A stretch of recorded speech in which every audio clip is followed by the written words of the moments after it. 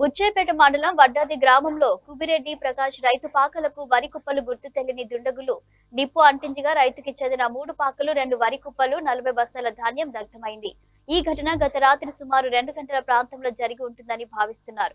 స్థానికుల సమాచారం మేరకు ఘటనా స్థలికి చేరుకున్న చోడవరం అగ్నిమాపక సిబ్బంది వరి కుప్పల మంటలను అదుపు చేసే ప్రయత్నం చేస్తున్నారు.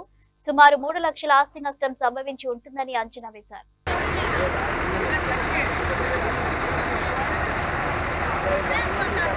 చేయకూడదు సగంతో ఉండొచ్చు కాకపోతే మనుషులను చూసుకోవాలి ఎలాగా ఏదో పని ఎప్పుడు చేయకూడదు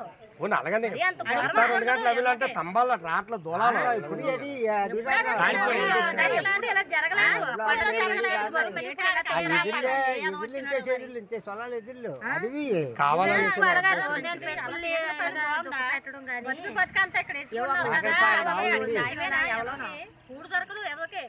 నేను అక్కడ కుప్పను వచ్చేసి ఇక్కడ తెచ్చి దాన్నాల బత్తాను పాకలో కుప్ప అని వరుసలేదు. ఆ కుప్ప కూడా ఎప్పుడు లేదు, మిరాజు లేదు కూడా ఇక్కడికే తోడుకోవచ్చు.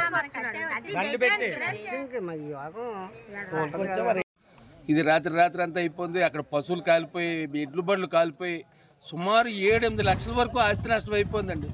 సుమారు ఒక కుటుంబం కాదండి, 4 కుటుంబాల తాలూకు ఆస్తి నష్టం అండి. ఇది దాని మీద బతికేవాళ్ళు.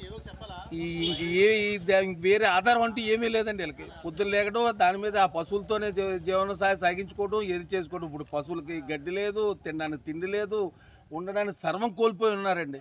దయచేసి ఎలాగైనా సరే దీన్ని తీసుకొచ్చి మా వాళ్ళు ఎలాగైనా సరే మమ్మల్ని కాపాడాలి. టైర్ బాల్ ఏమన్నా 2 టైర్ బాల్ కాలిపోయండి.